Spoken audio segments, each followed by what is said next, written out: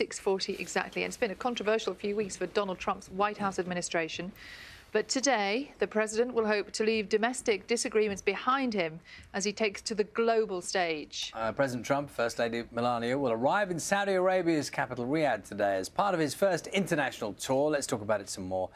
We're joined by Afshin Shahi, who's lecturer on Middle East politics and international relations at University of Bradford. Very good morning to you. Good morning. So we'll talk about some of the things they may talk about in just a moment. But given the problems at home, this is quite fortuitous, in a way, because what better than to go to a place where you're really going to be pretty welcome?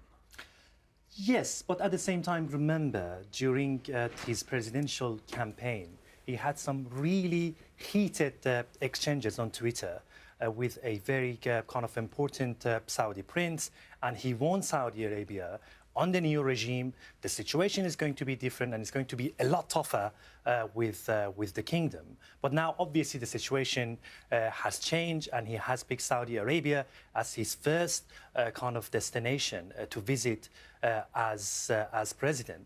And despite all the controversies that Trump has been facing, particularly when it came to Muslim ban and some of the comments that he made about Muslims and the Islamic world and so on, the Saudi politicians have learned that actually they should not judge the president by his words and by his action. And since actually he came to power, the Saudi-American relations is a lot stronger. Saudis are a lot happier with American foreign policy in the region. So as you said, probably he's going to get a very warm welcome in Riyadh today. Because they weren't getting on too well with President Obama at all, were they? One of the things that strikes me, though, is he's chosen Saudi Arabia as the place to start his first foreign trip. Is this because he wants to make a big, flamboyant kind of showpiece statement about extremism?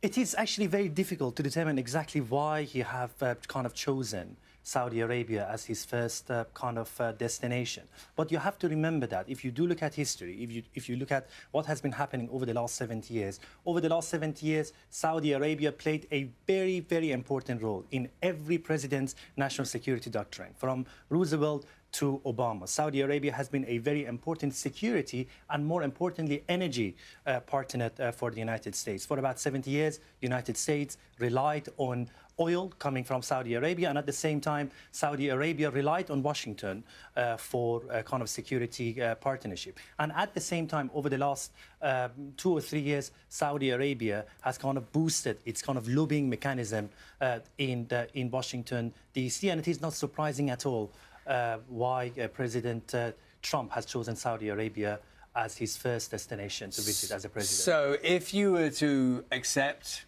if you accepted that diplomacy is not necessarily his natural territory, doing deals and money is his thing. So do you think he will be obliged, and do you think he will come back with quite a lot of business done? That is what I expect. I think this summit means different things to different parties.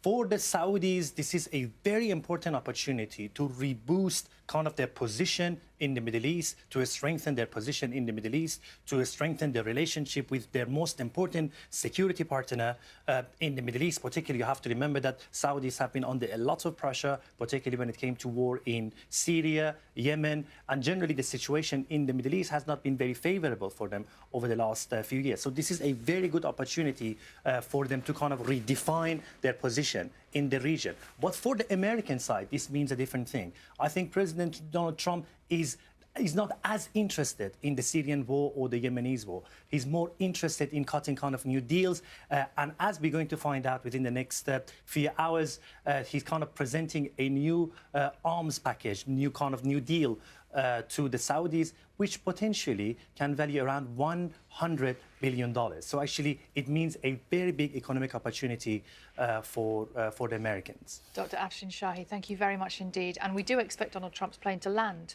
in the next couple of hours, don't we? So we will bring you the very latest developments, and I know we will be talking to you again this morning. Thank you. Thank you. 6:45 the time. Let's take a look at the weather with